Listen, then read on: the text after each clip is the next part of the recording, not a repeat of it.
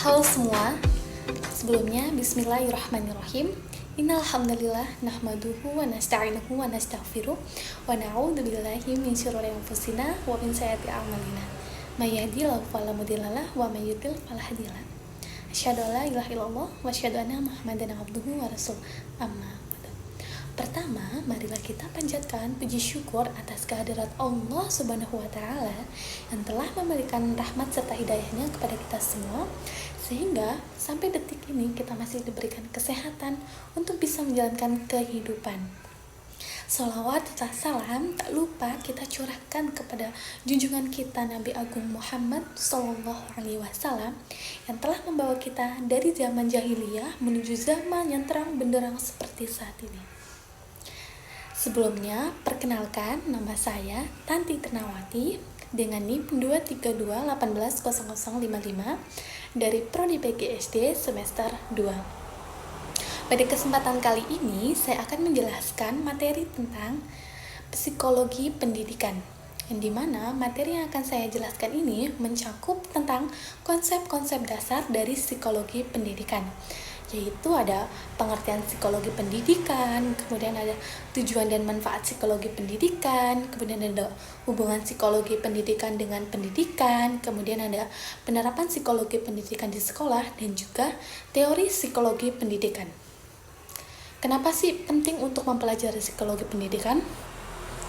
Karena agar kita sebagai calon seorang guru bisa mengetahui karakter dan juga karakter atau sifat dari peserta didik kita, sehingga kita bisa memberikan pengajaran atau bisa memberikan sumber atau sistem pembelajaran sesuai dengan kebutuhan dari peserta didik kita. Selain itu juga, selanjutnya yaitu pengertian psikologi pendidikan. Psikologi berasal dari kata fisik yang artinya jiwa dan logos yang artinya ilmu yang mempelajari masalah kejiwaan peserta didik dalam proses pendidikan dan pembelajaran. Itulah pengertian dari psikologi pendidikan. Kemudian menurut Witterington, psikologi pendidikan adalah studi sistematis tentang proses-proses dan faktor-faktor yang berhubungan dengan pendidikan manusia. Selanjutnya itu tujuan dari psikologi pendidikan. Tujuan psikologi pendidikan yang paling penting adalah membangkitkan motivasi belajar peserta didik. Setelah kita mempelajari psikologi pendidikan dan kita memahami karakteristik dari semua peserta didik, dan kita paham apa pembelajaran atau sistem pembelajaran yang dibutuhkan oleh peserta didik, kita juga harus mampu membangkitkan motivasi belajar dari peserta didik, serta memberikan pendampingan dalam pendidikan. Psikologi pendidikan juga bisa berperan sebagai bimbingan konseling dalam kegiatan belajar mengajar pada peserta didik. Karena pada sejatinya, peran dari seorang guru atau pendidik tidak hanya memberikan pembelajaran, tetapi juga memberikan bimbingan kemana arah mereka yang benar dan bagaimana mereka harus melangkah. Kemudian manfaat psikologi pendidikan bagi pendidik. Yang pertama, membantu guru dalam membimbing peserta didik dalam sistem pembelajaran di sekolah. Kemudian yang kedua, guru mampu membantu meningkatkan skill dan bakat dari setiap peserta didik. Kemudian yang ketiga, dapat memahami karakteristik dan juga perbedaan individu baik secara fisik, kognitif maupun psikososial. Kemudian yang keempat, guru mampu memahami kemampuan dan potensi peserta didik dalam proses pembelajaran. Kemudian yang kelima, guru dapat mengatasi masalah dan gejala yang mungkin ditimbulkan oleh peserta didik dalam proses pembelajaran. Kemudian yang keenam, guru dapat memilih metode pembelajaran yang efektif dan menarik sesuai dengan tingkat perkembangan dari peserta didik. Kemudian yang ketujuh, guru mampu memberikan bimbingan konseling kepada peserta didik. Kemudian yang terakhir, guru mampu menumbuhkan kepercayaan kepada peserta didik bahwa sekolah merupakan tempat yang menyenangkan, bukan tempat yang menyeramkan. Kemudian manfaat psikologi pendidikan bagi peserta didik. Yang pertama, peserta didik akan mampu memahami hakikat dari belajar. Kemudian yang kedua, peserta didik akan lebih kooperatif dan demokratif dalam belajar. Dan yang ketiga, membantu perkembangan kepribadian siswa melalui kegiatan ekstra atau intrakurikuler. Kemudian hubungan psikologi pendidikan dengan pendidikan, yaitu yang pertama, mendidik berarti membantu peserta didik agar mereka dapat berkembang secara optimal sesuai dengan tujuan pendidikan. Kemudian peserta didik merupakan makhluk biopsiko, sosio, dan spiritual. Aspek psikologis tidak dapat diabaikan dalam proses pendidikan. Pendidikan dilaksanakan berdasarkan landasan filosofis, psikologis, sosiokultur, dan teknologis. Kemudian yaitu ada penerapan psikologi pendidikan di sekolah, yaitu ada pengembangan kurikulum. Kurikulum adalah seperangkat pengalaman belajar yang direncanakan dan dilaksanakan baik di dalam maupun di luar sekolah untuk mencapai tujuan pendidikan. Pengembangan kurikulum dilakukan dengan mempertimbangkan beberapa aspek, yaitu yang pertama ada karakteristik psikologi peserta didik, kemudian yang kedua ada kemampuan peserta didik untuk melakukan sesuatu dalam berbagai konteks, kemudian yang ketiga ada pengalaman belajar siswa, kemudian yang keempat ada hasil belajar atau learning outcomes, dan yang keempat ada hasil belajar, kemudian yang kelima ada standarisasi kemampuan siswa, kemudian penyusunan buku ajar yang didasarkan pada segi-segi psikologi peserta didik. Kemudian ada pengembangan program pendidikan, misalnya penyusunan jadwal pelajaran, jadwal ujian, kemudian jadwal praktek, dan lain sebagainya, yang tidak bisa lepas dari aspek psikologi pendidikan. Kemudian ada juga penentuan jurusan atau program, kemudian ada pengembangan program yang harus mengacu pada upaya pengembangan dan kemampuan potensi dari peserta didik. Kemudian juga ada penerapan psikologi pendidikan di sekolah, yaitu sistem pembelajaran, di mana ada pemilihan teori belajar yang akan diaplikasikan, kemudian ada pemilihan model-model pembelajaran, pemilihan media dan alat bantu dalam pembelajaran, serta penentuan alokasi waktu belajar dan pembelajaran. Jadi semua sistem yang berkaitan dengan belajar mengajar pada peserta didik di sekolah. Kemudian juga ada sistem evaluasi, yaitu penentuan teknis evaluasi atau teknis tes atau teknik non-tes. Kemudian ada penentuan jenis tes, baik lisan, tulisan, perbuatan, serta objektif ataupun subjektif. Penentuan mengenai waktu pelaksanaan evaluasi, dan lain sebagainya. Ada juga motivasi siswa, yaitu kondisi psikologi yang mendorong siswa untuk belajar secara sungguh-sungguh pada gilirannya, sehingga akan terbentuk cara belajar siswa yang sistematis, penuh konsentrasi, dan dapat menyeleksi kegiatan-kegiatan lainnya. Kemudian yang penerapan terakhir psikologi pendidikan di sekolah, yaitu perkembangan peserta didik sekolah dasar, di mana dengan penerapan psikologi pendidikan ini, guru mampu memberikan gambaran tentang perkembangan dari peserta didik, yaitu mulai dari beberapa faktor yang mempengaruhinya, baik dari aspek fisik, intelektual, emosi, sosial, dan juga moral. Bagi kita seorang manusia, belajar sangatlah penting dalam kehidupan. Selama kita masih menghembuskan nafas, maka manusia akan terus belajar. Pada dasarnya, ketika belajar kita tidak bisa melakukannya dengan sendiri. Dengan kata lain, kita belajar, kita membutuhkan orang lain untuk mengajarkannya. Jika digambarkan, belajar itu seperti bayi yang sedang mencoba untuk berjalan, makan, duduk, dan lain sebagainya.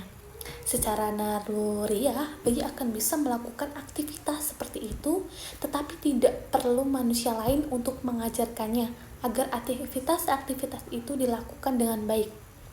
Dengan bantuan manusia lain, maka bayi akan memaksimalkan kepandaiannya yang akan bermanfaat bagi kehidupannya di kemudian hari. Belajar dalam dunia pendidikan merupakan konsep pengetahuan yang banyak dilakukan oleh pendidik. Guru yang berperan sebagai pendidik atau pengajar akan berusaha menyampaikan ilmu pengetahuannya kepada muridnya atau peserta didik dengan sungguh-sungguh dan giat. Satu hal yang perlu diketahui dari proses belajar mengajar adalah ilmu pengetahuan yang didapat, dan bertambahnya ilmu pengetahuan hanyalah satu bagian kecil dari kegiatan untuk membentuk kepribadian seutuhnya. Dalam proses belajar, ada yang namanya teori belajar. Apa sih itu teori? Teori belajar adalah suatu langkah-langkah yang dapat membantu guru atau pendidik untuk mendidik dan menyampaikan ilmu pengetahuan kepada murid atau kepada peserta didik. Namun, ada beberapa guru yang lebih suka mengajar berdasarkan pengalaman belajar, karena maksudnya dalam beberapa kasus, guru sudah menemukan cara jitu untuk mendidik dan menyampaikan ilmu pengetahuan kepada murid-muridnya tanpa harus mengetahui teori belajar. Pada dasarnya, teori belajar sangatlah banyak, tetapi pada kali ini saya akan membahas mengenai teori belajar dalam psikologi pendidikan, yaitu teori behavioristik, teori konstruktivisme, teori kognitif, teori humanistik, teori ekologi, dan juga teori sosiokultur. Yang pertama itu ada teori belajar behavioristik, yang dimana teori ini ditemukan oleh Gagne dan Berliner. Teori ini berisi tentang perubahan tingkah laku yang terjadi karena pengalaman belajar. Dalam perkembangannya, teori ini menjadi aliran psikologi belajar yang memiliki pengaruh terhadap tujuan peningkatan teori belajar dan praktik dalam dunia pendidikan dan juga pembelajaran. Aliran psikologi belajar juga dikenal sebagai aliran behavioristik. Aliran ini lebih mengutamakan terbentuknya perilaku yang dihasilkan dari proses belajar. Belajar itu sendiri merupakan interaksi antara stimulus dan juga respon. Menurut teori behavioristik ini, dalam proses belajar mengajar yang terpenting adalah seseorang akan dianggap telah belajar ketika sudah menunjukkan perubahan perilaku dari teori ini. Dari teori ini juga proses pembelajaran dapat diartikan sebagai stimulus dan juga respon. Dengan kata lain, input yang berupa stimulus dan output yang berupa respon. Bentuk dari stimulusnya berupa penyampaian materi, pembentukan karakter, nasihat, dan lainnya diberikan kepada guru kepada muridnya. Sementara bentuk dari respon berupa reaksi atau tanggapan dari murid atau peserta didik terhadap stimulus yang diberikan oleh guru atau pendidik. Atau dengan kata lain, teori belajar behavioristik ini adalah di mana peserta didik cenderung akan belajar jika dalam pembelajaran tersebut ia ingin mencapai suatu hadiah atau ia mendapatkan suatu hukuman. Kemudian ada teori kognitif, yaitu yang ditemukan oleh Piaget. Yang terakhir, perkembangan psikologi yang berpengaruh terhadap perkembangan konsep atau kecerdasan. Teori kognitif berbicara tentang manusia yang membangun kemampuan kognitifnya dengan motivasi yang dilakukan oleh diri sendiri terhadap lingkungannya. Inti dari konsep teori ini adalah bagaimana munculnya dan diperolehnya skemata atau skema dan rencana manusia dalam mempersepsikan lingkungannya dalam tahapan-tahapan perkembangan manusia atau saat seseorang mendapatkan cara baru dalam memaknai informasi secara mental. Atau dengan kata lain, dalam teori kognitif ini, seseorang atau peserta didik akan belajar karena memang dia menginginkan suatu pemahaman atau pengetahuan baru. Kemudian ada teori konstruktivisme, yaitu pembentukan manusia berasal dari pengalaman-pengalaman yang telah dilewatinya. Konstruksi berarti membangun, jadi teori ini adalah suatu usaha yang dilakukan untuk membangun tata hidup yang berbudaya modern. Teori belajar ini berlandaskan pembelajaran kontekstual. Dengan kata lain, manusia membangun pengetahuan sedikit demi sedikit yang hasilnya akan disebarkan melalui konteks yang terbatas dan dalam waktu yang direncanakan. Teori ini menekankan seseorang yang belajar memiliki tujuan untuk menemukan bakatnya, menambah pengetahuan atau teknologi, menambah pengetahuan yang dimilikinya, dan lain-lain yang dibutuhkan untuk mengembangkan dirinya. Pengalaman demi pengalaman yang telah dilewati manusia, maka akan memiliki hidup yang lebih dinamis dan pengetahuan akan bertambah. Dalam konteks kegiatan pembelajaran antara murid dengan siswanya, teori belajar konstruktivisme membebaskan peserta didik untuk membimbing sendiri pengetahuan yang dimiliki berdasarkan pengalaman, tetapi peserta didik masih dalam pengawasan pendidik.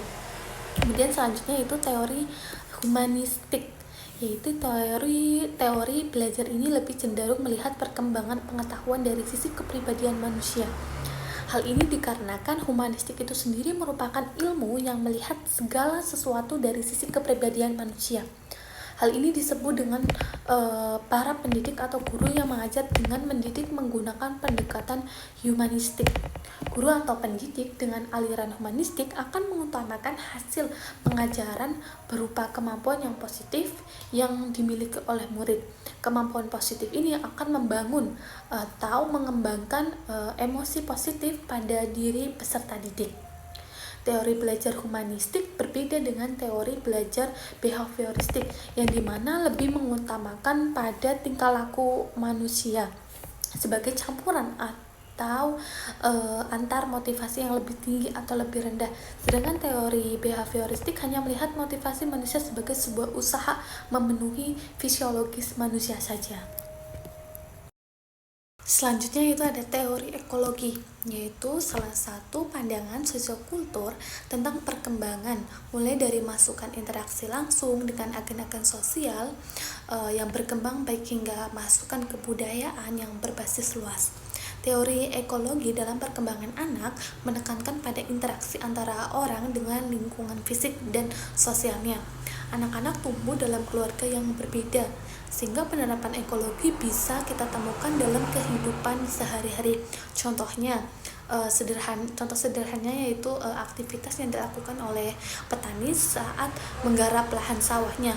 Pada kasus ini, petani akan menaburkan pupuk kompos dan pupuk lainnya agar tanaman padi dapat tumbuh dengan baik. Kemudian teori yang terakhir yaitu teori sosiokultur, yang dimana sosiokultur adalah teori pendekatan atau perspektif yang menganggap sumber utama dari perilaku sosial bukan berasal dari diri individu, melainkan dari kelompok sosial, lingkungan, dan juga budaya yang menyelubunginya. Bukan individu yang memiliki perilaku unik, melainkan keadaan sosial di sekitarnya yang membangun seorang individu sehingga memiliki perilaku tersebut. Oleh karena itu, teori sosiokultur juga sering disebut sebagai teori konstruktivisme sosial. Baik teman-teman semua, mungkin itu yang bisa saya sampaikan terkait dengan materi konsep-konsep dasar psikologi pendidikan. Semoga apa yang telah saya sampaikan tadi bisa bermanfaat bagi teman-teman semua. Dan saya mohon maaf apabila dalam penyampaian materinya masih banyak tutur kata yang salah atau tingkah laku yang kurang berkenan. Saya Tanti Ternawati mengucapkan terima kasih atas perhatian teman-teman yang sudah mau menonton video ini sampai selesai. Nun wal kolami wa mayasturun. Fasalul khairat. Wassalamualaikum warahmatullahi wabarakatuh.